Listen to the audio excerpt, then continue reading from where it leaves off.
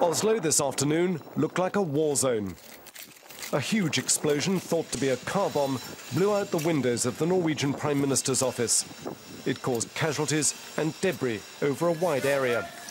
The Prime Minister was unharmed and was taken to a safe hiding place. It appears to be a terrorist attack on the Norwegian capital. We were sitting at a cafe 1 block away, and it felt like the building was going to fall down over us. It was a loud explosion, and we ran out on the streets. And we saw all the buildings surrounding the main building was totally ruined, and glass was all over the street, and there were people lying there bleeding, and it's chaos. Confusingly, reports are also coming in of a separate incident of a man dressed as a policeman opening fire at a youth camp outside Oslo.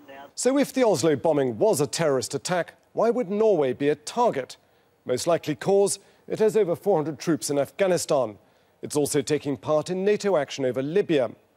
There's been controversy too over the reprinting of cartoons, triggering threats in the past from jihadists.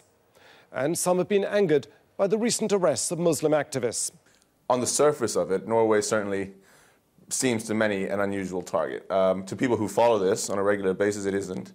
We did see Sweden last year being targeted. Al-Qaeda is starting to really try and hit softer, more peripheral targets, other than America, Britain. So now the investigation begins. Forensics, CCTV, eyewitness accounts and telephone analysis will all be fed in. But crucially, it will be who claims responsibility and why.